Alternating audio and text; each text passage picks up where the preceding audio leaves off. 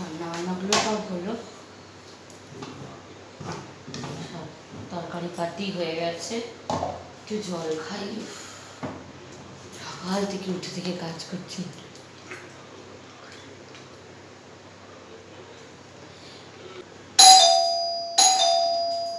Hello, একটু দেখ না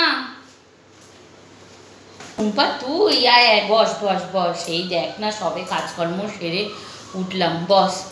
আমি আসছি, দাঁড়া 2 মিনিট বস।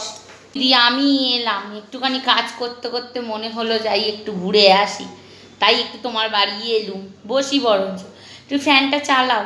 এটা না খারাপ হয়ে গেছে। চ চ চ, তুই ঘরে বসবি, চ চলো চলো ঘরে গিয়ে বসি। যা গরম বাইরে।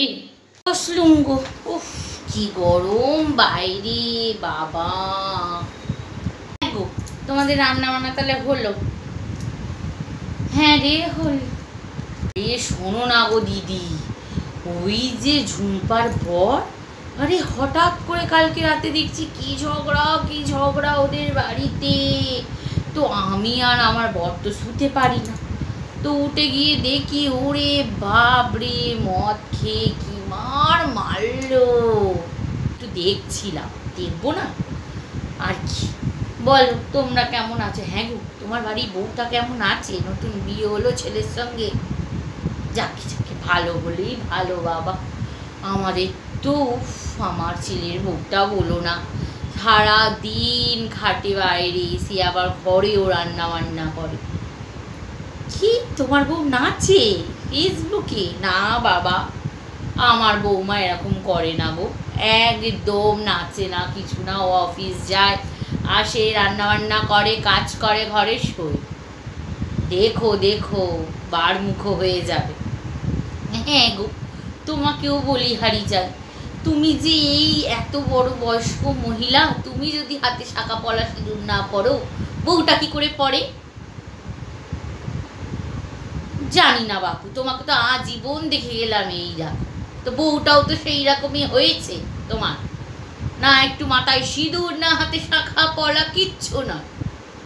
চাকি চাকি ছাড়ো। এই দেখো না, আমরা যাচ্ছি পুরী, বাবুটা ঘুরতে নিয়ে যাচ্ছে। বাবু, বউ, আমি, আমারও বউ, 4 জনে মিলে যাচ্ছি ঘুরতে। চলো না তোমরাও।